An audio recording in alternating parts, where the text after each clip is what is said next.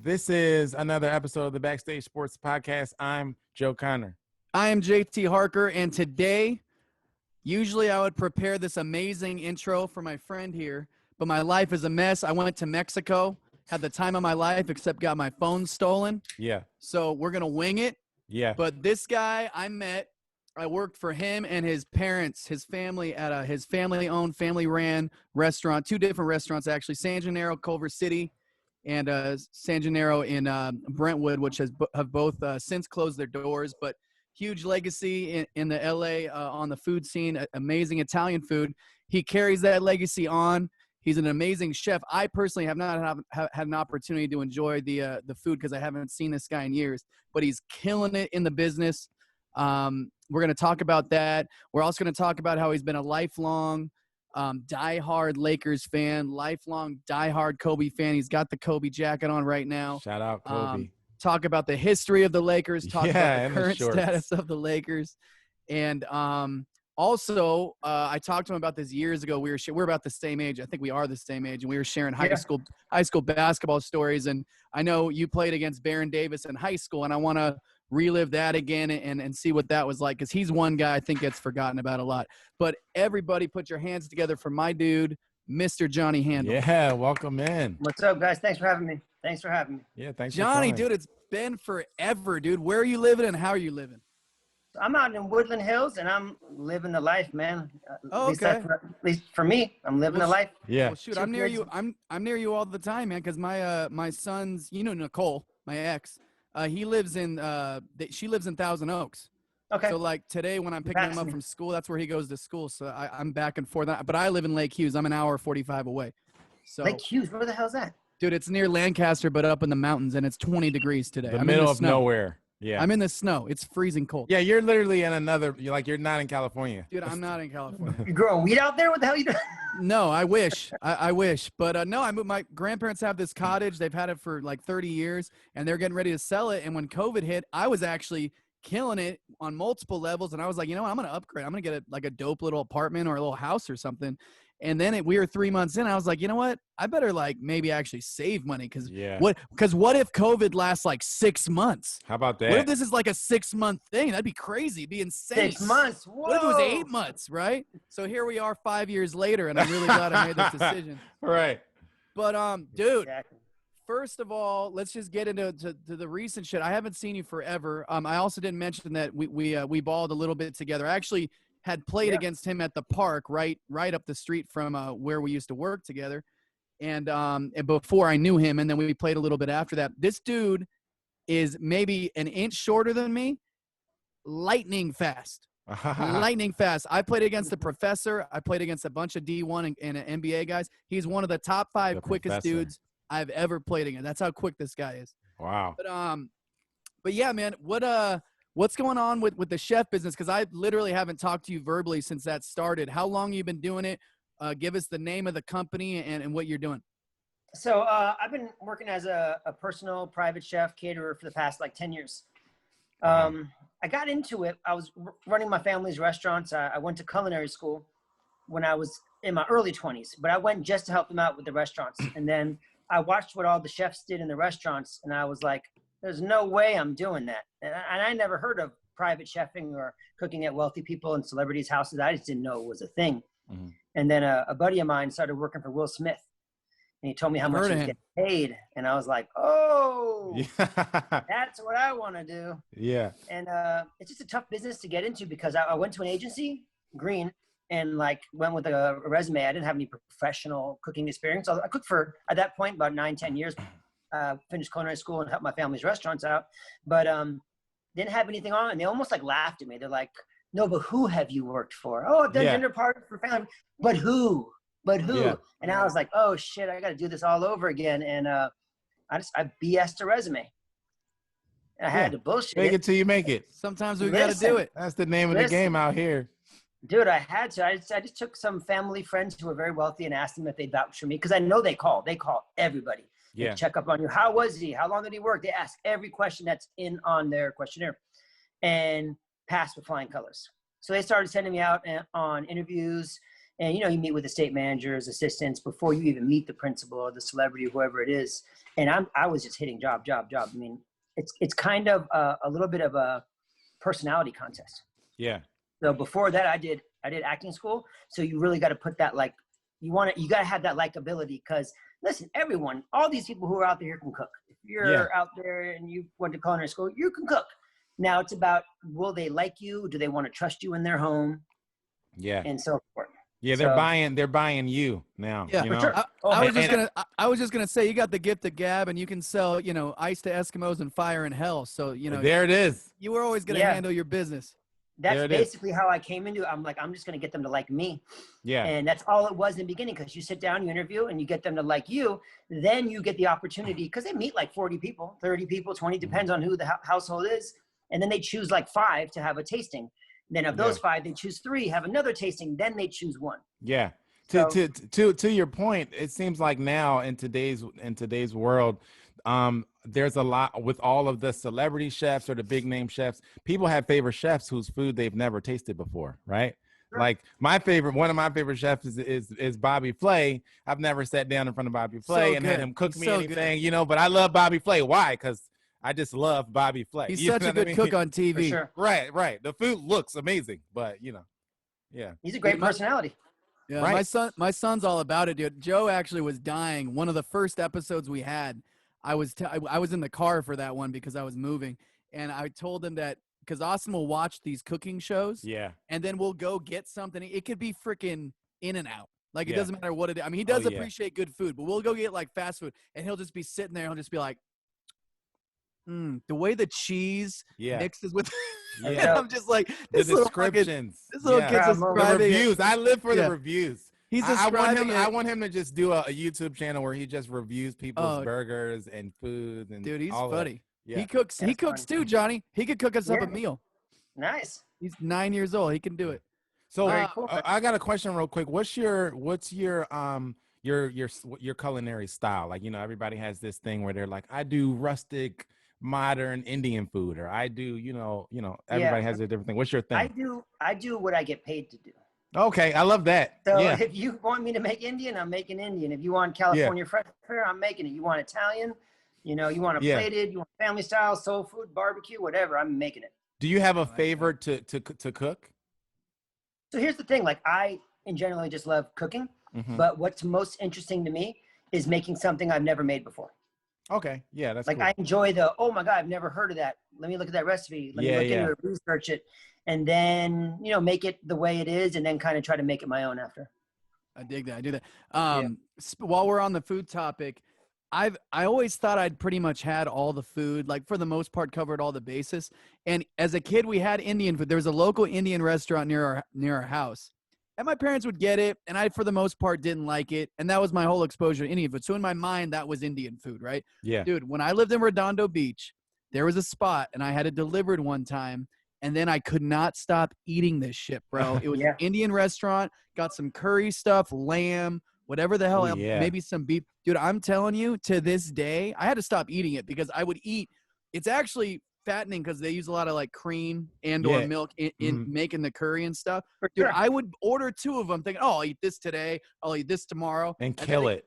On the bread to dip in it? Yeah. Fuck me, dude. I would go through the whole goddamn things and all the naan. Yeah, all the naan. And that would just be sitting. I just couldn't stop. It was so goddamn good. I always make my own naan at people's houses when I do dinner parties. So if I do homemade naan. Naan. Oh yeah, for sure. Dude, it's fire. When you're dipping that in a thick ass curry or something, it's fire. Yeah. It's fire. So can you name drop a couple of clients that you've had? Are you allowed to, or did you sign NDAs the whole time? Some people I did, some people I didn't. You know, I do a lot of music industry people. Okay, cool. So like the big name who I was with about 5 years ago was Jimmy Iovine. Wow, we've heard of him. We've heard of him a little bit. A little bit, right? Yeah. And then, and before that, and even continuing, I still cook for Lucien Grange. Yeah. He's the CEO of Universal Music. Yeah. Nice. So I just did his 60th birthday party in Palm Springs. Oh, cool. March 1st. And it was a 3-day party. So he had 150 people. Tim Cook of Apple, Jimmy Iovine was there. Everybody was there. Jesus. first night was Nobu, came out and catered it. The second night was Wally's from Beverly Hills, and then I did the third night. Wow. Woo! Yeah, I mean, to be compared with like Nobu and Wally's, I mean, That's Yeah. dope. I'll take it. And a But 3-day birthday. That sounds like an Indian wedding. Talking about Indian food and stuff. That was like a whole thing. oh no, full on outdoor kitchen setup, tents, dance wow. floor, orchestra, everything, the whole shebang.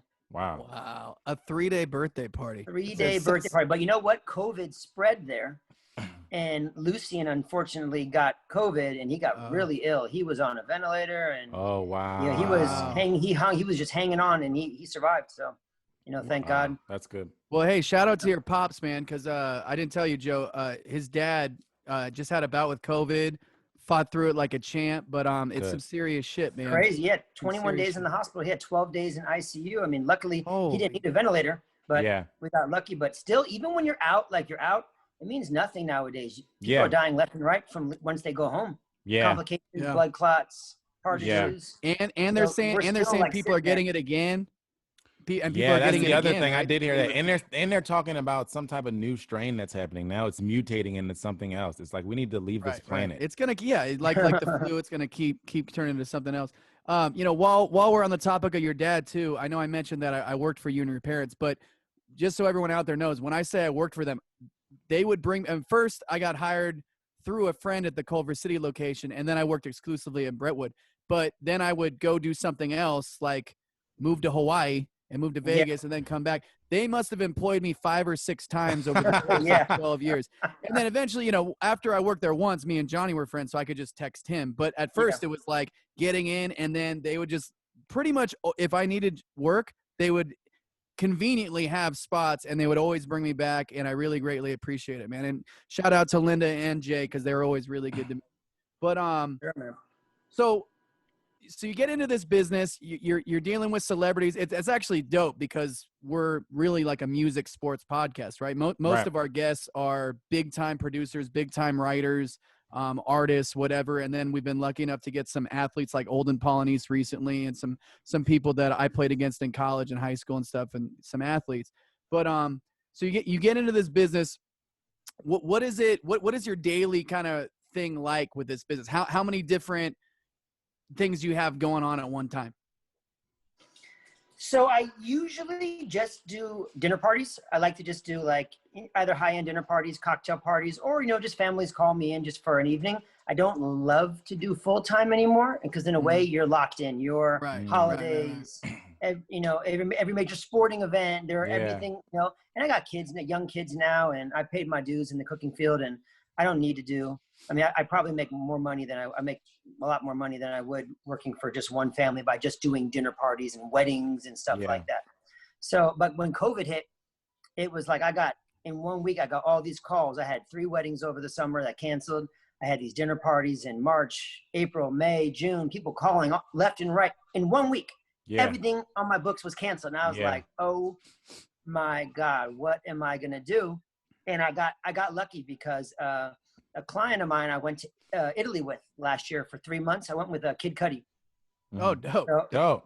He was filming an HBO series out there. So he hit me up and he, you know, you want to go to Italy? And I was like, he first asked me in July, and I was like, no, I got my wife, kids, I can't go. Yeah. And then I thought about it for a while. I called him back like a month later, and I was like, well, I'd never asked what it was paying. So I was like, you know, what were you guys talking about paying? I spoke to his manager, and once we came up with the numbers, I was like, looks like I'm going to Italy. But I know that's we right. stayed cool. Like I went to Coachella with him when he performed there with Kanye and did Kids See Ghosts.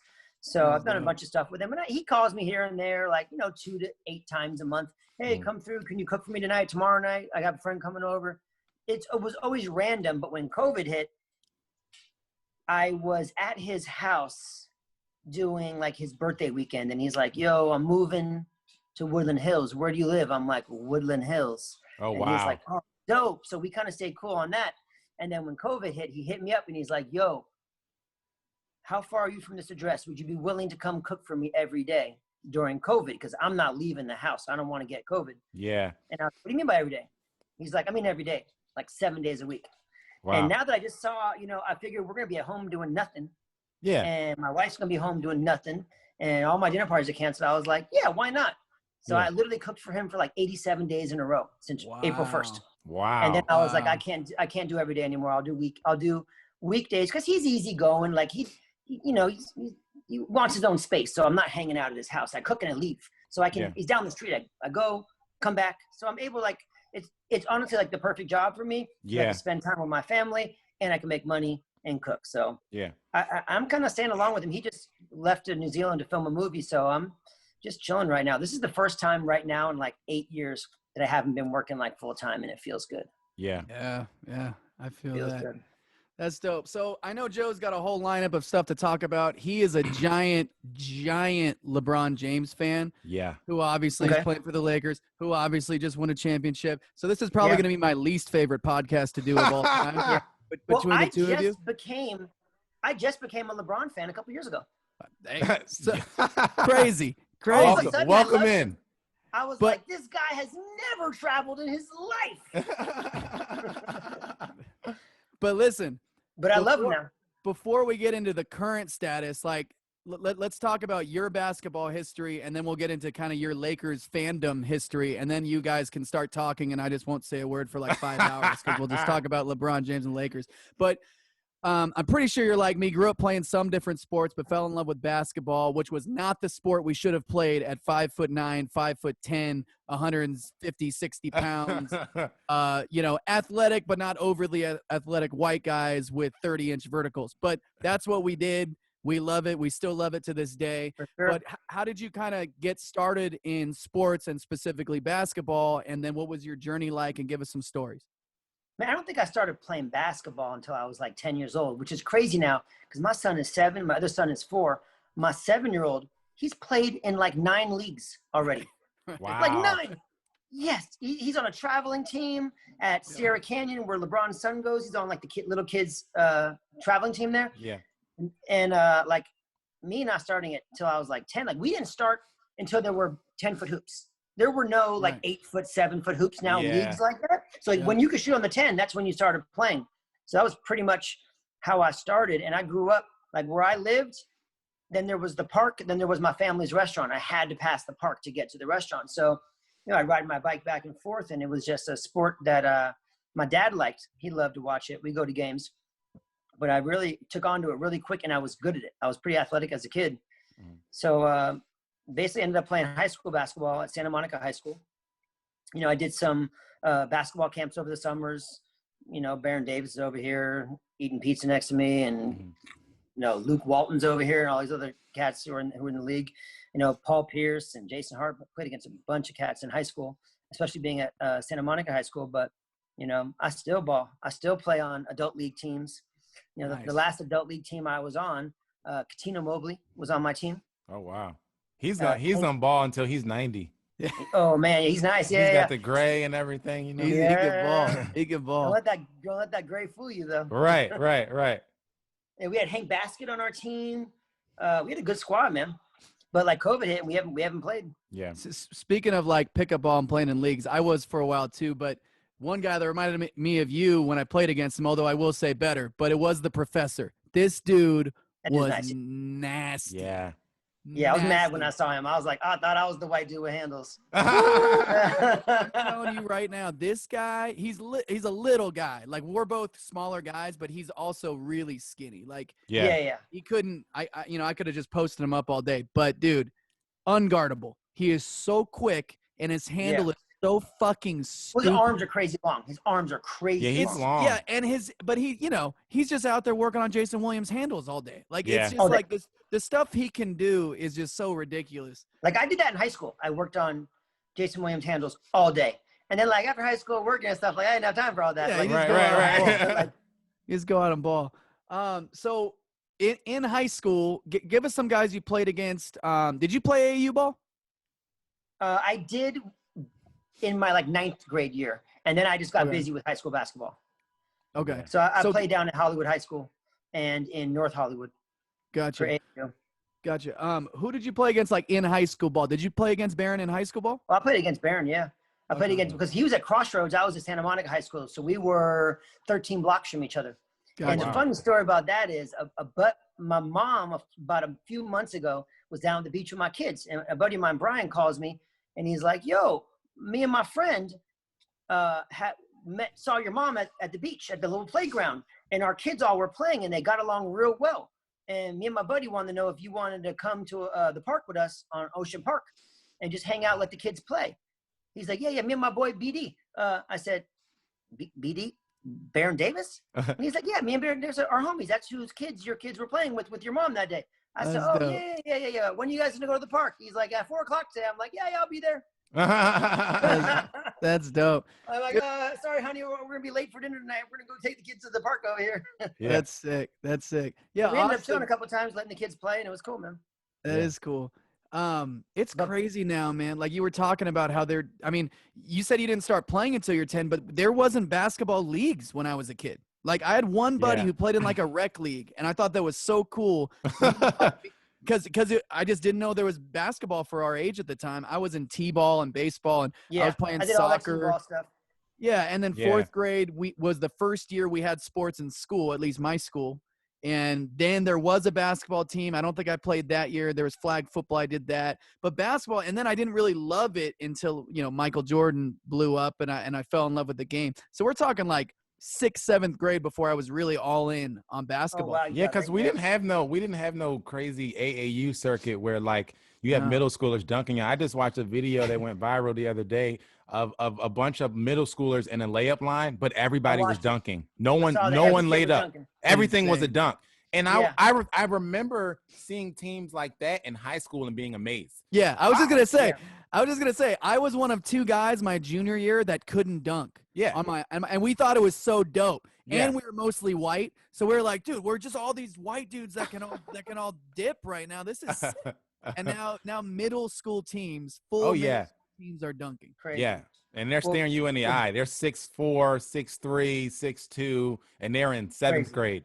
Dude, it's insane. Austin was, of course, I love basketball, and I didn't know what kind of athlete he was going to be because, his mom's 4'10". Yeah. Johnny, you met her. Yeah. And she's tiny. Now, she is actually a decent athlete, but, I'm like, is he even going to be athletic? Is he going to be interested in sports? Okay, I love sports. I lived for sports. This kid likes sports more than I like him, and he likes sports about 15 times more than I like sports as a kid. He's obsessed. Yeah. Oh, Loves that's dope. basketball, but he's football's his life. He loves football, and then his best sport's baseball. He's a stud baseball Nice. player, and he's short, but he's strong. He's way thicker than we are. He's built like I'm probably not his real dad. He's just thick as hell. But in the beginning, he loved basketball and he loved Steph Curry. So I'd bring him to the park, and he's like 4, 5, and we were messing around. And one day, this coach is giving a personal training session. I assumed it was his son, but it wasn't. He was giving a personal training session to a 6, 7-year-old kid at the park, right? Yeah. The kid's decent. He's tall, whatever. And he's like, "Hey, does your boy want to play one-on-one with him?" And I'm like, "I mean, I guess." He's like, "Yeah, let them play." So Austin goes and just works this kid. And in fairness, the kid wasn't great, but he was like 3 years older, way taller. And Austin then he starts talking shit. And keep in mind that he can kind of barely talk. So I'm like, what does he say to this kid? And he would score, throw it off the backboard like we do when we're 4 or 5 years old and be like, "Steph Curry." So he ends up on this coach's traveling team playing against the best competition around. Paul Pierce's team that he's got a whole every age group called the Yeah, Truth. he's got like and, an AAU league thing. and then he's got Jason Collins' son was on the team. So I would end up having to coach because sometimes the coach had 3 games at once. It wasn't very organized. But me and Jason Collins would just be coaching our kids' team and that kind of thing. So, dude, it's crazy where it's come. Yeah. Crazy where it's come. Crazy. So talk about Baron, because Baron, first of all, he played on my We Believe Warriors squad, right? But he's also one of those guys, and there's a long list of them, but to me, Baron's special. He's one of those guys that just will never and doesn't ever get talked about how good he was because there were injuries, and he played on not great teams for the most part. Yeah. But in his window, he was one of the baddest fucking dudes I ever saw hold the basketball. Yeah. Yeah, he's probably the most impressive high school player I've ever played against. but we would in warm-ups, like we were watching, like you couldn't help but turn around during the layup line and watch what he's doing, because when the team came out, he came out first from the locker room and dunked from the free throw line. Yeah. Senior year, dunked from the free throw line. And then the team comes out and you're like, are you kidding me? That's what they would do? And he would come out and go from the free throw line. He had crazy and then ups. the team would come out like That's crazy. 2 seconds later and the crowd would go crazy. Crazy ups. Yeah. Dude, there's some Crazy ups. I even forget. I'm always talking Yeah. about how people forget. I forgot because Yeah. I'm Yeah. sitting here like, people forgot how good Baron Davis was, and this No. highlight comes on YouTube. I'm like, people forgot about this shit. And then I see the highlight. I'm like, holy shit. Yeah. Dude, he had this dunk. I got to find it. We got to play it on the show, dude. It is so nasty. He gets so high off 2 feet, just shits on everybody. He was like a 6'4". He was a freak. He was like a 6'4" LeBron before LeBron, because he was thick, too. He was built like a running back. Yeah. 6'4", and just leaping ability, quickness. And he was an handles. in-game guy. Like, he was doing all those dunks. Like, In-game. His best dunks I remember seeing in games. Yeah. He's more of an in-game dunker because he was so damn strong. Yeah. He'd get up and dunk on anybody. Yeah. Yeah, he was thick. I mean, it was like playing against a man. Like, and I'm in high school. Like, this dude's a man. Like, he's got Yeah. and when he would hand check me, it was just like I couldn't do couldn't anything. do It was a solid, thick ass arm hand checking me, and like he couldn't even really go anywhere. Yeah. Plus, couldn't like, it move. doesn't matter. Like, he takes one step to the left. His hand is so long. Like, I could go as fast as I can and try to shake him. He just puts that hand out, and he's right there with me. Yeah. Man, I tell people these stories, and like they're like, "Oh man, you played against this guy. You must have been really good." I'm like, I was good. I could really shoot. I was good. But when you play against Tyson Chandler, you just go, "Oh, Yeah. like, oh, that's what." It's levels. what That's an NBA player level. looks Yeah. like. Yeah. That's what a D1 player is really like. Because I was never going to be a D1 guy. I'd be like, oh, maybe I could get picked at small time D1. And then you play against some of the guys, you're like, oh, okay, Yeah. now I get. I remember along the lines of Baron Davis, Deshaun Stevenson. I played against him, and it was just like, okay, there's nothing I can do. Yeah. There is absolutely nothing I can do to guard it. Because one step, I've got to take 3 steps to get where he's going. Yeah. Right? Yeah. Well, Baron's crossover was like 10 or 11 feet. Like, if he just goes like this, and when Yeah. he brings it over here, like, it's like the wingspan was just crazy. It's insane. So, like, if he crosses you over, it's a wrap. It's like it's he tough. almost, and that's the crazy thing. Guys like that, they almost don't need to have good handles to beat you because they're so good. But then they do. But he did. Then, Yeah, then they do, so they just make you look Because he stupid. was strong and fast enough to not need it. Yeah, we used to go up in like junior high. We used to go up to the men's gym at UCLA. And during the summer, that's where the NBA players would play against each other. They get in runs all summer, 10 a.m. Monday through Friday. So we go up there and hang out just to watch them. But we get up there early. So we get up there like at 9 a.m. And Baron Davis in junior high would be up there with 2 trainers from Crossroads High School. And they'd have cones out, and they were working him on drills. They were preparing that kid since junior high Yeah. for high school ball and for the league. And it was like, this dude's, what, 13, 14? Has trainers too? Yeah. Mind you, 2 of them? You're like, Yeah. oh my God, this is crazy. Coming with a bag of balls, a Yeah. rack, cones, and you're like, this is crazy. Fast forward to 2021, it's normal, and he wouldn't have enough trainers. Like, these kids must have teams of trainers and all that stuff. Fast forward to 2022, when I finally make this fucking money, my son's going to have 8 of them. Listen, I hire trainers because when I yell at my son and tell him what to do, he gets mad at me like I'm wrong. So Yeah. I'm like, I'm going to let someone else yell at you so you can hear that everyone says this. No shit. It's better too, because I got 2 boys, but my younger one I go really hard at because they're different personalities. I was kind of soft when I was growing up. I didn't like being yelled at, but I could have used it, but I wasn't good at, I didn't deal with it well. This one, like, sometimes he doesn't respond unless you're yelling at him. Like, his mom yells, she's kind of never mind. But she yells, he just, we know. He sometimes just likes to, like, and he'll yell back. We'll just be practicing, not even like, I won't even be mad at him. Like, Austin, you got to blah, blah, blah. He's like, okay. Okay. And I'm like, is he mad at me or is he just getting pumped? That's just his way of life at this point. You gotta be yelled at. Well, I was coaching on my son's teams.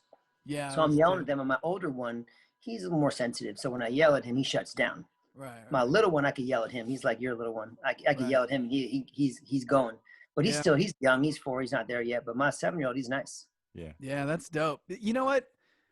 I tell you, like, I wish what I've noticed with him, and part of it was playing on that travel ball squad.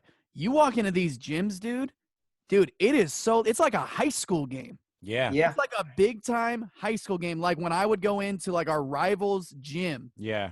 And they would just all talking all the shit.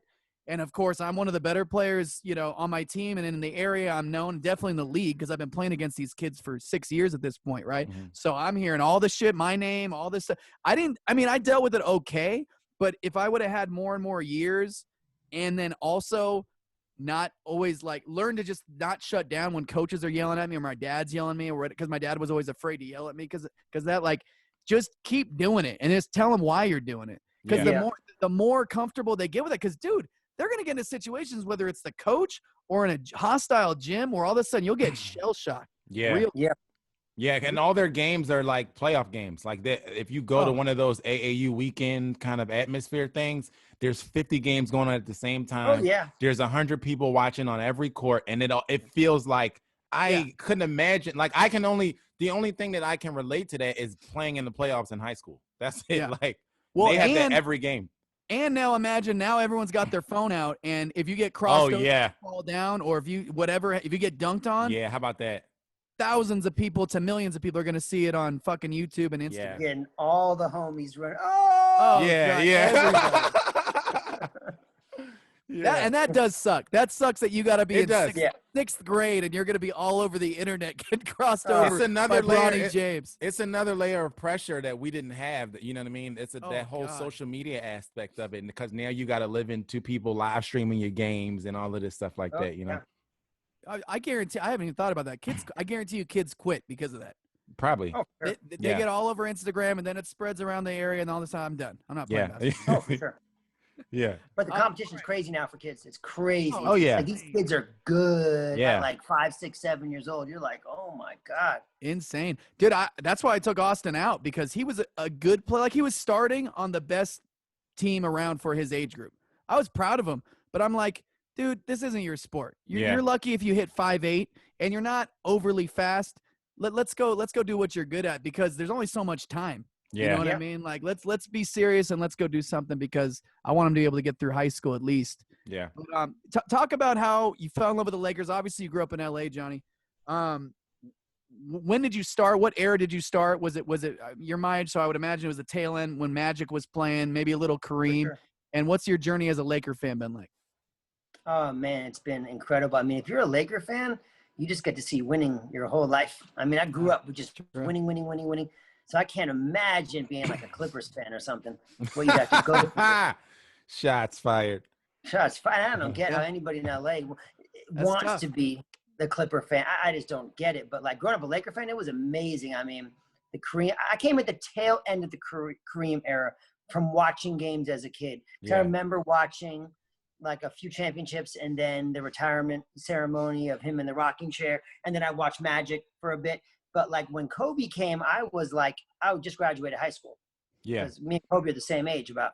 And so like, getting my own apartment, hanging out with friends, watching all the games. I mean, I probably watched 80% of Kobe's games in his career. Yeah. Like easily. And if I didn't, it was like I was working or something was going on. But we had parties for regular season games. Yeah. Friends over wearing the Laker gear. Championships. 10, 15 people in the house watching games, partying. Man, it was just an amazing, amazing era. Now, we've had a couple downs, after Kobe and before Kobe. There was a little, Lakers dip, weren't that good. For a couple years, a little dip. But, But you don't. But as a lifelong Lakers fan, you haven't experienced downs like every other fan base. Like all you know is winning, right? Yeah. You know what I'm saying? Like especially my downs were like spoiled brat downs. Like what? Yeah. Not in the playoffs. Yeah, right. We're an 8th seed. This is bullshit. Yeah. This is bullshit. Basically. Yeah. Yeah, I remember. Used to going watching playoffs, and used to watching championships, going to games. Yeah. Yeah, I remember for a short stint before Kobe. So this would have even been like probably even before Eddie Jones. They just had some years where they were really bad. They were really bad. You know, they're in transition. And then there was a Nick Van Exel era, little mini era, and I think they were bad during that Nick time. Van Exel, though. Oh, he was a boss. He was a play. He's another guy that gets slept on. Yeah. Oh, one man, of my favorites.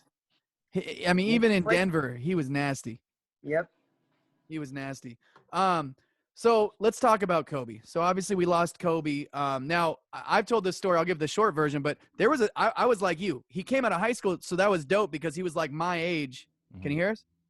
Yeah, my call just came in. Go ahead. Oh, good. So I thought it was dope. You know, got this kid in the league, wins the dunk contest, but then he kind of was like, I kind of went through a big span where I didn't like Kobe. He made some mistakes off the court. I thought he was very entitled. Then he's like, he's wants every call on the court. So there was just this thing about him. And then as time went on, and I didn't even realize when this happened, near the end of his career, I found myself, I loved Kobe. And I don't remember when it switched, but what I realized was the whole deal was he was growing up just like we were. We're making mistakes, except we don't have to do it under the bright lights and under a magnifying glass as we're, going from young men to grown-ass men and having a family and all that stuff. I loved Kobe. And as a guy who, for the most part in his career, disliked him greatly, in partly because he was winning so much and doing his thing. God, it was devastating. Never forget where I was when I heard the news. Yeah. My son told I was just like, I can't even put into words. So, what was that like for you? What does Kobe mean to you? I would imagine a lot, but tell us in your words. I've always looked at Kobe this way. I'm like, in a way, he was like my homie. He was my friend. He didn't know it though. Yeah. But I knew everything about him. I knew everything about him. I watched the man on TV 70 nights a year, probably with playoffs and everything. Idol was my idol, my hero, just watching him. And like, we knew everything about him. We tried to emulate his moves, even throwing trash in the trash can. Yeah. And then, just all of a sudden, man, it's crazy. Yeah. I felt the same way. Like I didn't, similar to you, JT, I wasn't a fan of Kobe's throughout his entire career. I didn't start liking Kobe almost until the last night that he played, the last game that he played. I watched that game with my boy, and I almost got emotional watching the game, just because of how everything went and how, like, I was cheering him on as I imagined everyone was around the world was watching. Was cheering him on to keep going. I think, what did he score? 60 that night? The last game? 60, yeah. 61 or 60. 61, and 61. Yeah. And so I found myself, getting emotional and cheering for a guy who I had spent his career hating. Like, I grew up a Philly fan. So I didn't love him because he kind of had a weird relationship with the city of Philly. Like he kind of was shunned Philly, but he kind of claimed Philly at the same time, but he's from the outskirts, so he's not really from the city. Yeah. It was a whole thing. But I didn't really like him until the end of his career. And then post basketball was when I became a fan of Kobe the person more so than I was Kobe the player. And so that's what made it hit heavy for me, because he matured and changed so much, I think, from the time that he walked off the court till the time that he left us. Even from people, I knew a couple people who worked in the organization, and they would confirm that, like, a lot of people that worked, with Kobe or that worked with the Lakers organization didn't like Kobe, the player. Yeah. And so it seemed like it wasn't just, some of his teammates that had issues with him. It was people in the staff in the front office that had issues with him. And then it seemed like once he stepped off the court, the conversation around that and him as a person changed, and everybody, who came in contact with him sounded like, he was great to meet and he was great to work with and everything like that. So it really hit hard to see him seem like he was stepping into his second act, and his second act was going to be even maybe greater. He won an an Emmy award or something like that. Yeah. Oscar. He won an Oscar. So it seemed like his second act was going to be even greater than his first one in the game of basketball. So that hit hard too, just kind of thinking about all of that stuff. Yeah, his legacy was going to be insane. Yeah. And of course his daughter, she was grown into what we thought was going to be an insane talent as well. So that's unbelievable. Rest in peace to Kobe. Yeah. Yeah, man, I'll never forget where I was that morning, man. It was crazy. Yeah. Where were you? Tell a little bit of the story. I was with my son. He was with an acting coach because he had a audition for a movie. Nice. I think it was a Jamie Foxx movie at the time. And we wanted to really help him get the role. And then I get a call from my client. It was like, yo, can you come make me lunch? And I was like, oh shit. So I was with my wife's car. So I took a Lyft to my house. And I'm just, I'm in the Lyft scrolling through my phone and I see on Facebook, it's 10 a.m. I see on Facebook right when it happens. And I see it and it said TMZ. And my boy used to work at TMZ.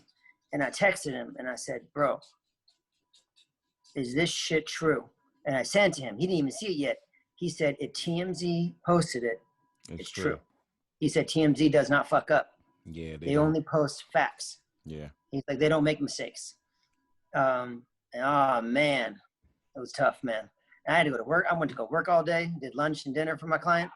And he comes down at one point and tells me when I'm making lunch, he's like, yo, I just saw his daughter was on the helicopter. And I'm like, oh, man. Yeah, it seemed like the worst news kept coming that day. Oh, yeah. I drove after I did his house lunch. I remember I was driving. After I cooked for lunch for him, I was driving back home. And I'm just crying, dude. I mean, I was crying for like, no joke, I probably cried for like 2 months. Like, because I would come home and put on the TV, and it was just nonstop on the Fox Sports News. It was constant Kobe stuff. And I would sit at home, have a little drink at night, and I would sit there watching it, man. I just couldn't help it, man. Like, it was just so it was just like a shock. Like, it's not true. Yeah. It didn't happen. So I drove straight to the site where it happened because it was down the court from where we played games in Thousand Oaks. We would go play games right off that exit. And so I drove up there, got off the exit, and then I went down the street and I saw all the cops were like blocking off so you can't go up the roads. And I was like, oh man, and you can see the hills were just like right there. And I was like, I haven't been back since. I've been wanting to go see the scene, but dude, like, it was like 2 months of just like emotions, like still shocked. Like, how is this guy bigger than life dead? Yeah, that's the crazy thing is, like you just said, you felt like he was your homie. Oh, for sure. I mean, I think even people, and again, I think that this all happened kind of more near the end of his career and after his career, but like I felt the same way. And I think part of it was that, like he came into the league. I was, mesmerized by a guy, Kevin Garnett had been the only guy to do that. Come out of high school in a long time. So it was like, and he was a guard. He wasn't a big guy. He was a, smaller guy like us. So it was like, oh, this is, 6'7". But,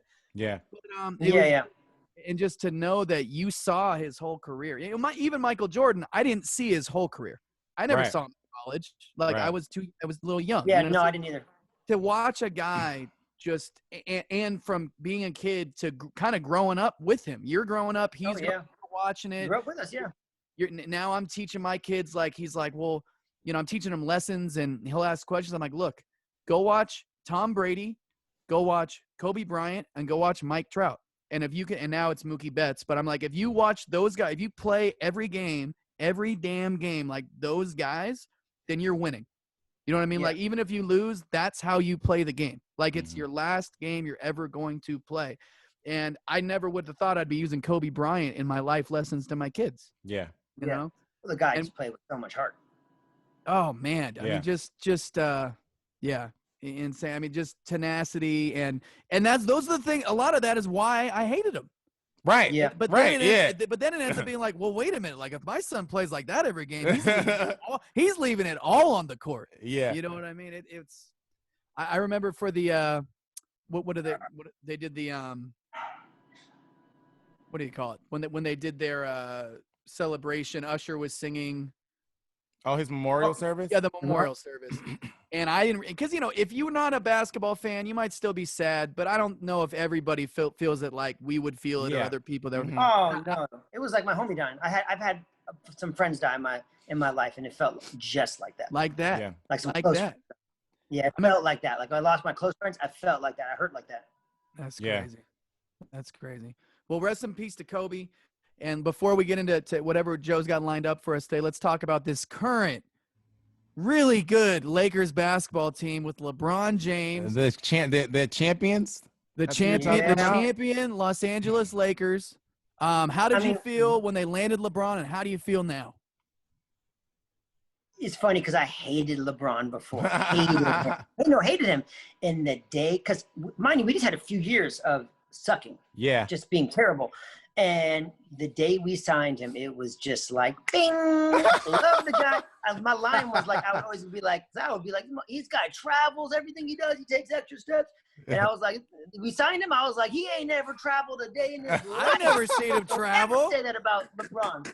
Don't ever say he ain't never traveled in his life. Yeah. And I jumped on the LeBron wagon right away just because, like, I was like, we're going to start winning. I want to feel that feeling again that we had with Kobe, with Magic, of just winning. Because it felt good. Like, watching games, and, like, I would turn games off because we'd be down by so much. I was like, all right, what's the point of watching him? We got LeBron. I was like, all right, now we're going to get some other people. We got AD. And I was like, okay, here we go.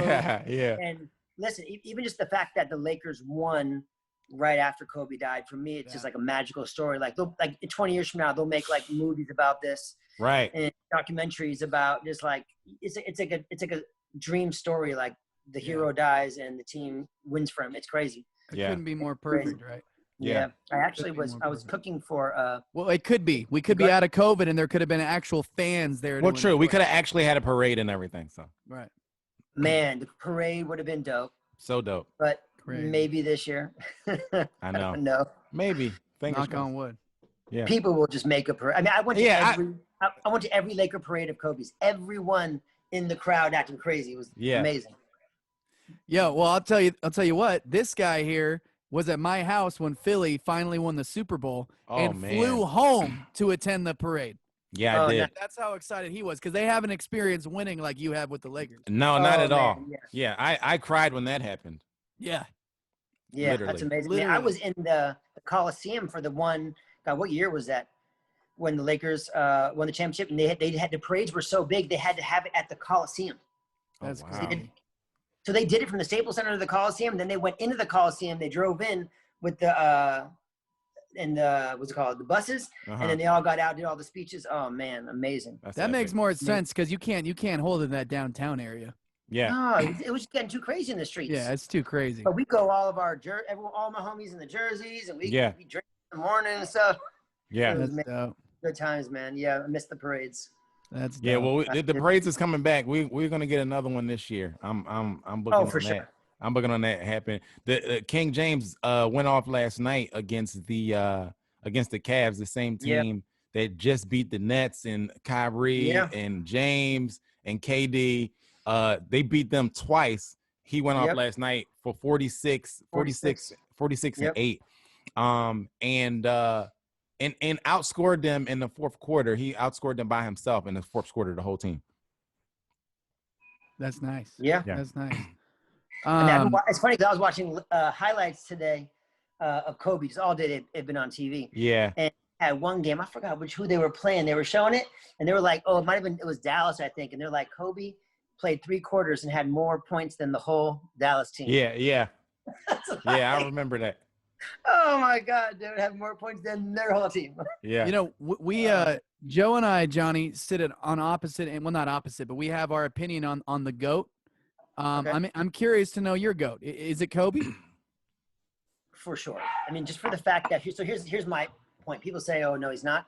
I watched like 80% of the games. Mm-hmm. I have seen like mere mortal stuff, just like stuff that he was doing in games and his clutchness at the end and the stuff that he would do. It was just, to me, like, I've never watched anyone, like, I didn't get to watch that much of Jordan. I saw all of Jordan's highlights. I've seen every video there is. Yeah. But until you watch the whole game and every play and everything that happens, that's why I'm like, yes, LeBron is a freak of nature and crazy athletic, and he just runs down the middle and just yams on people. But Kobe just did some, like, finessing stuff that was just, to me, I'm more impressed by that than being a big buff guy running through people and jumping on your head and dunking. What do you give Kobe that he has over Jordan then? For me, honestly, like, Jordan's amazing to me. I mean, if Jordan's not better. I just saw more of Kobe. I just saw so much of it. Yeah. It's just hard for me to say anybody's better. Yeah. And I just saw so many games, and I went to so many games, went to so many championship games and playoff games. It's hard for me to be like, I don't know all those little intricate things in the games that Jordan did. I have seen a lot of highlights, but I've seen everything Kobe's done.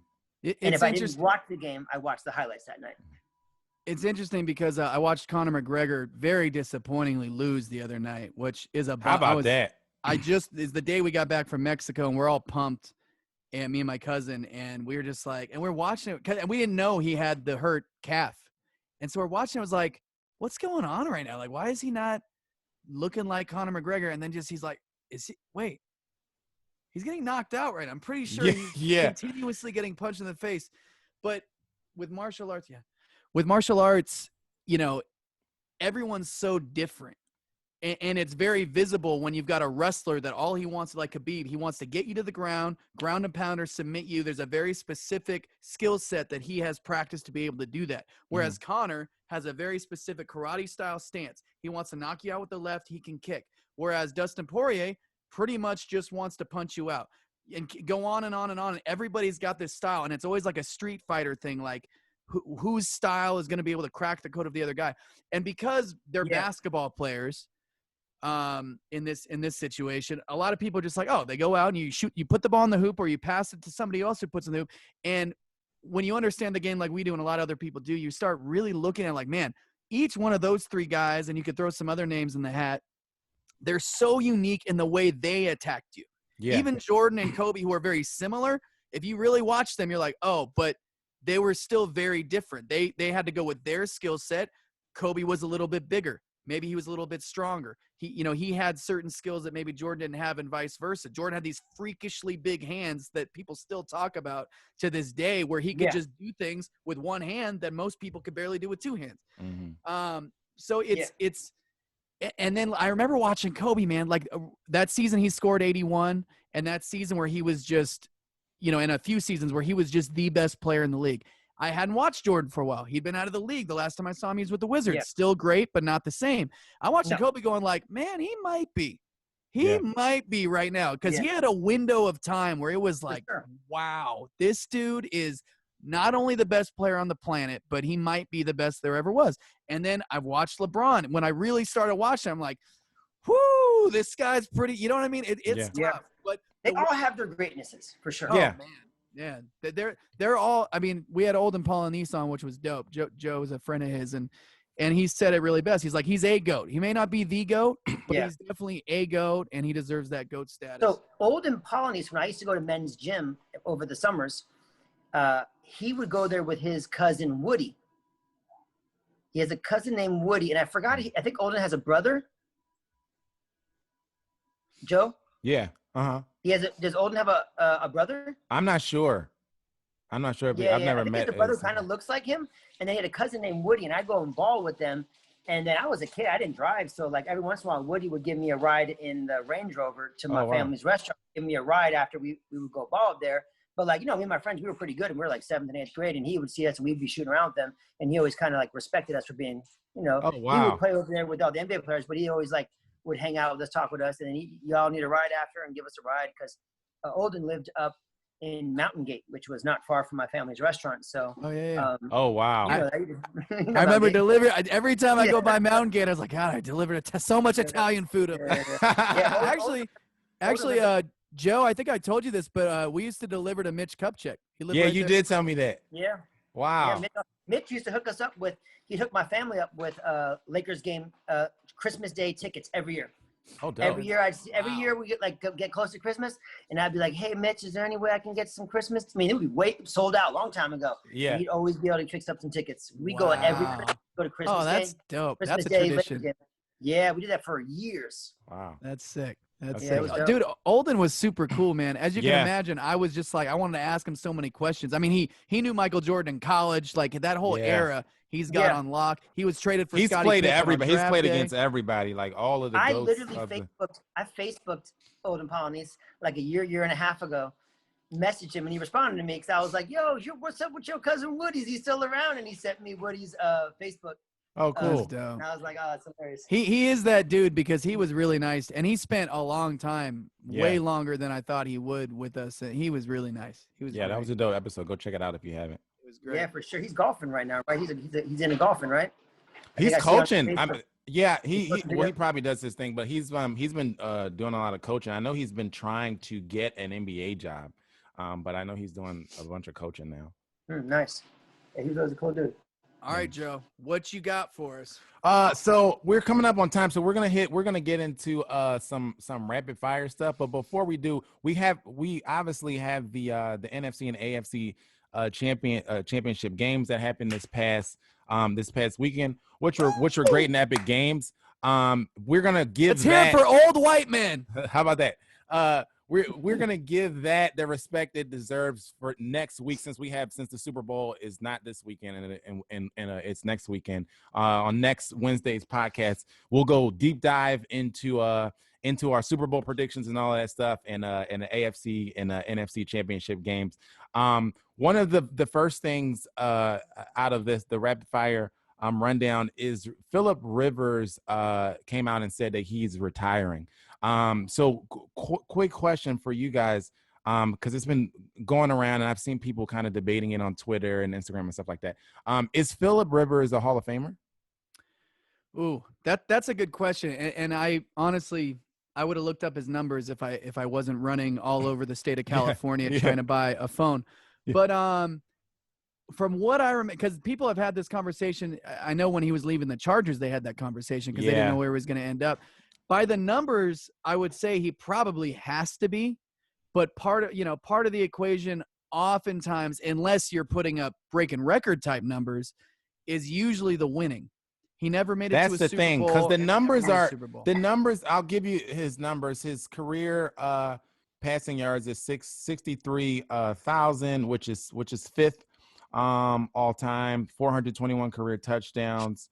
He has a career pass rating of 95.2, which is 12th highest in the league, and only Tom Brady and Drew Brees have had as many 4,000-yard seasons. Rivers has 12, and he's an 8-time Pro Bowler. So by those numbers, he's cool, but yeah, to me, I mean, you can't be mad if he gets in, I guess. But yeah, I think that's where it is. Like, you can't be mad if he gets in, but I also am closer to, because of the way the game has changed, everybody is putting up. I know. I was just gonna say. You know what I mean? I was just gonna say that because he was on the cusp of when rules changed to favor more offense, and it became more pass heavy and less running back heavy. So what happened is, he kind of straddled that. Peyton Manning's in the league. Tom Brady's in the league. A bunch of great passers. So he's going to show the numbers now, but are those numbers going to hold up 15 years from now? That's what I'm saying. I don't think they – because if I were to give you some names that are on the list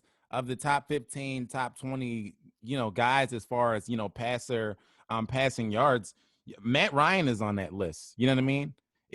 Would you consider Matt Ryan – a Hall of Famer? Phillip Rivers he was never on a great team. So he never had that moment, and he never even had that season. And that's my big problem with it, because if he had one big season where he just shattered all these records, he had a squad, he was doing big things. And the problem is he also played with talent. Yeah. So I guess it shows in his top to bottom numbers, his career numbers, but it doesn't really show in any season that you can point to and go, that was the year. That was his year. And they went with him instead of Drew Brees, who was one of the greatest to ever do it, who went on to do great things and win a Super Bowl and legit is one of the GOATs. So I would say no. I mean, you can't be – I love Phillip Rivers. I like him. It's no disrespect. It's no hate. I would say no, too. Is he Hall of Famer to you? John? Oh, to me? You know what? Uh-huh. Football ain't my sport. If you had to just make a fly-by-night decision, what would it be? Oh, I'm gonna say for sure. Okay. Yeah. Okay. All right. I like it. Yeah. It's 2 for 1. It's like American Idol. You got to get through 3 judges. Right. Okay. So the NBA is implementing a no hug rule. I don't know if you guys saw, but there was another video that kind of went viral where Bam Adebayo and Kyrie Irving was just dapping each other up at the end of the game, and I saw that. I think The they were foot- trying to give, like some security came rushing in like a thief in the night and was like, just throwing up. They like, gave a little foot tap. yeah, like no, don't touch each other. Yeah. Which is a little weird Yeah. to me, only because they just got finished playing Fighting for each 48 other's minutes, sweat. sweating on each Into their other, face, yelling. hugging, all of that, being in each other's face, guarding each other. So I don't get the no hug rule. If you spread sage on yourself before the game, and believe the earth is flat with all your might, you don't spread COVID. Yeah, that's true. So maybe that's how it works. I don't know if you knew that, but Kyrie knows that. Maybe Kyrie is protected. Kyrie thinks that. Yeah, Kyrie. Can we have a no idiot rule, and so we can have people like Kyrie?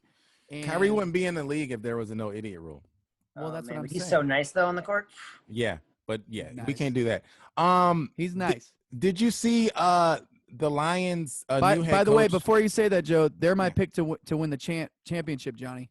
Then that's before Harden. Before Harden. Yeah. Really? Before Harden? Before Harden, they were my pick. So Nuts. we'll see. It's nuts. We'll see. Did you guys by chance see nuts. the Lions' new head coach his press conference video clip? No. It's very interesting. We're just gonna play it for you guys right now. The Lions? Are they a soccer team? All right, yeah. So this team's going to be built on. We're going to kick you in the teeth. All right, and when you punch us back, we're going to smile at you, and when you knock us down, we're going to get up. And on the way up, we're going to bite a kneecap off. All right, and we're going to stand up, and then it's going to take 2 more shots to knock us down. All right, and on the way up, we're going to take your other kneecap, and we're going to get up, and then it's going to take 3 shots to get us down. And when we do, we're going to take another hunk out of you. Before long, we're going to be the last one standing. All right, that's going to be the mentality. All right, and that's good. We're going to learn. I like that. That sounds like good, solid game time strategy. That sounds like cocaine to me. Is he? UFC. Is he coaching the Lions or is he leading Vikings into battle? Like I have no clue what that was. I don't know if he smoked a lot of weed before the press conference or took a lot of shots. He's a fucking meathead. I don't know what that was. You know what it reminded me of? Randy Savage and when they used to do those press conferences, coked off their ass. That's what that reminded me of. Like just a whole bunch of like WWE, post press conference stuff. Yeah, why don't they just coaching like the jail football team? Yeah. Why don't they just hire the Undertaker to coach their team? Yeah, it would be the same thing. And then if they grow a third kneecap, we're gonna bite that kneecap off too. Yeah. All the kneecaps. You're not gonna have any more kneecaps. Yeah, that was a little more than weird. Kneecap fetish. Right. Let's get you out of here on this. Desean Watson added 2 teams to his list of destinations for where he wants to get traded to. The Nets are apparently the favorite. Then after that is the Dolphins. What was the first name? The Jets. Sorry, not the Jets. got the Nets. Got the Nets on my brain. Is this the basketball? Got the Nets on my brain. The Jets. They're the same thing though. Well, first of all, shout out to the Jets who Austin's uncle, Jeff Ulbrich, has been coaching in the league for a while, and now he's coaching. He's going to be the defensive coordinator for the Jets. Oh, dope. And who are not good. The Jets are not good. They're not good. I don't know why the hell he put the Jets on. I have no clue why he wants to go to either one of those teams, but more power to him. He just wants to get out of Houston, Were the Niners on his list? I don't think so, no. Apparently, there's only the Jets and the Dolphins is where you know what? Fuck you, Desean Watson. Okay, well, that's a message from you. JT. Trey Songz was arrested for trespassing, resisting arrest, and assaulting an officer at Sunday's Chiefs game. From what it seems like, he wasn't doing anything or belligerent anybody or being, doing anything crazy. It looked like the people that were around here were telling the cop to get off of him. Like something happened and he was being heckled or something. And then the cop came over and ended up jumping on him. But he got a mask on, right? Oh, was that it? He had no mask on, and they told him to put a mask on. He said no. No, you know what happened? But then he had him in a handcuff, so that was you probably don't want. He had him in a headlock. You got him in a headlock. You definitely don't want to headlock a police. You know what? I play ball with him. I play basketball with him at my gym here in the valley. Oh, dope. Is he good? Yeah, he's nice. He's nice. He was nice. He's played he's done a couple of celebrity games, didn't he? Yeah, he's nice. He got skills. He comes with a bunch of his boys. His boys are dicks, but Yeah. I didn't play against him, but I was waiting to get in a game, and Chris Brown was playing at 24 in Hollywood one time, and he can ball too. Yeah. But you know what? Yeah. You know what that guy did though? He said trigger, and then someone thought he had a gun. That's what the problem was. You like that? That's You like exactly. that? Yeah, I see like what that? you did there. Hank Aaron passes away at the age of 86. I didn't even Rest in hear peace, about Hank this. Aaron. Yeah. So yeah, rest in I peace. must You have haven't, been you in haven't had a Mexico. phone. That's why. I've been in Mexico with no phone. That's exactly why. Yeah, Oh man. Yeah, literally had a phone. Rest in peace, Hank Aaron. Rest in peace, Hank Aaron. FIBA fined Canada basketball up to $200,000 and threatened to dock Canada's national team at a point in the standings after it chose not to attend the tournament in November because of the advice of medical experts amid the pandemic. The thing is that the event is supposed to be in 2022, but their medical people told them that they shouldn't go. They felt like it's not safe. But my thing after I saw this was, what do y'all know that y'all canceling stuff in 2022 already? Like, what does Canada, because Canada's been, Canada is ahead of us, okay, if you don't know.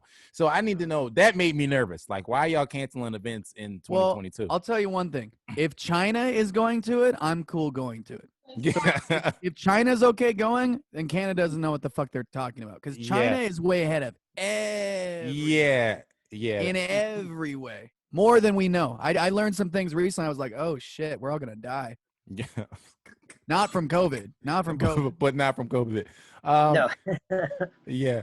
Matthew Stafford and the Lions have mutually agreed to part ways, so look out for that news coming in soon. He's going to be moving on to 49ers. wherever. I don't know. Maybe the Niners. And then last but not least, they are working on a Biggie versus Tupac versus. Are you guys familiar? Yeah. What'd you say? Yeah, I'll watch it. Would you watch I'll that? watch it. I don't know if I'm. Watch it. Yeah, I don't know if I'm down for the. Sure. What'd you say? Well, Pac would murder him on that, because Pac has way more songs than Biggie. He had way more albums. Well, yeah, he only had a handful of albums. He put out a lot more material. But Pac had 10 more albums after he died. Right. True. It was a Tupac versus Biggie. What though? It was a Tupac versus Biggie versus. Have you seen any other versus battles that's been going on throughout the pandemic on IGTV and everything like that? E40 and Too Short one. Yeah, they want to do. I just don't know if I'm. I don't know if I'm here for the hologram. Are they going to do that? Is that what they're going to do, a hologram with them? I don't know. I'm assuming it just made me think of the Coachella hologram not verses, but the performances and stuff that they do with like the artists who are dead, but they want to relive, have everybody relive their performances and stuff like that. And I'm just kind of like, that's a little weird for me. The Tupac versus Biggie thing. Like, are they going to be holograms sitting on Instagram live, like talking to each other and stuff? Like, it'll be weird, because the best part about versus is that they're there. They're next. You saw the Gucci Mane one. Like, they're talking smack. They're in the same room. They talk. Yeah. E40 was drunk. Yeah. He was drunk. And that was entertaining. Yeah, it was. Are they just gonna play a song? What are they gonna do? Yeah, I don't know. Is Lil C's gonna be there? Probably so. Who knows? Dude, I'll tell you what, and there's some good stuff that I hear out there, and I'm not paying the closest amount of attention. Yeah. But with where hip hop is currently at, I will gladly watch anything involving Biggie and Tupac, because there is some. I can't even listen to half of it. Yeah, it's terrible. I can listen to 95% of it. Yeah, there's some dope shit out there. And the rest is not dope. It's gonna be good though to hear those songs though, because get those, because Biggie might not have a lot of songs, but he got a lot of epic songs. You know what I mean? That just kind of stand the test of time. So that's awesome. I'll tell you what, Tupac came on in the strip club in Mexico. I wasn't there, but I heard about it from a friend, and the place went crazy. How do you want it? Yes. Yeah. But I got rapper trivia for you. Yeah. Since we're on rap. Do rappers? Because I'm in the realm. So do rappers call each other by their rap name, their government name, or do they use a slang term like homie, dog, cuz? What do you think rappers who know each other, A, rap name, B, government name, C, other, it could be anything, miscellaneous stuff. I'm going to say, through some experience, mind you, because I've been in some of these rooms, I'm going to say it depends on their relationship. Depends on how good of friends they are, how well you they gotta know pick. each other. It's multiple choice, JT. You no, can't. I'm gonna give one. You gotta just pick one. But it does depend. Yeah. But I'm gonna say I'm gonna say rapper name, but I'm gonna say I'll say other because rapper name, but a shorter nickname version of it. So I'm gonna say C. I think I'm gonna go with rapper name too. Rapper name. Yeah. But Rapper name? JT's not 100% wrong because it is a little short. They don't say like the full thing, but they'll Yeah, give right. part of it. Yeah. Yeah. I think I'm gonna say rapper name. I like Also, that. also That's you good trivia. you just gave us an idea. We're gonna steal that. We're doing rapper trivia every week now. John Handal, thank you so much for coming on the show today. Please tell the people where they can follow and support anything that you got coming up in the near future. I mean, you guys can check me out on Instagram at Chef Johnnie LA. That is, on Instagram is just Chef Johnnie. So Chef JOHNNIE Instagram, or you can check out my website at Chef Johnnie LA. Dope. Johnny, I'll tell you what, if you want to send me a little video of a trivia question whenever you just feel like it, we'll just feature it on the show. Yeah, we'll just do it. We'll just throw it in, and whoever we have on that week, we'll talk about it. Yeah, All right, we'll for do sure. it. That'd be Let's do dope. it. I'm Sounds at Joe good. Conor 33 everywhere on everything. Be sure to like and subscribe on YouTube and turn on your notifications so you know when we are dropping a video. Also, my Splice Pack is still out. Go check the Splice Pack out. It's the Philly Lo-Fi Pack on Splice for all you producers out there, or just musicians who are dabbling in the Splice. Splice is kind of growing in the past couple of months, and so I'm hearing a lot of feedback from it. So thanks to everybody who's inboxed me or said anything to me about the Splice Pack. I appreciate your support for the Splice Pack and the podcast. Thank you guys. Is that like a porn app? Because I'm totally about it. It's like it's kind of like OnlyFans, but like for OnlyFans. musicians. Yeah. Okay. Uh-huh. But with sounds. So it's you like should- porn. It's like sound porn. Yeah. It's the same Sound thing. porn. Yeah, it's I a dig porn it. pack. Yeah. Nice. JT Harker on everything. New single, How About You, is out. It's been out now for, a few weeks. Came out the day I went to Mexico, so I partied really hard to celebrate. It's doing great. I've got more singles on the way. Go check it out. Spotify, any platform, streaming platform under JT Harker, and then at JT Harker for the handles, and then at JT Harker Sports. I repost all stuff from Backstage Sports on there, and also cover the sports cards area of my life. Boom. Thank you guys for watching and listening. This has been another episode of the Backstage Sports Podcast. Until next time, be safe and be great. Peace. Backstage Sports.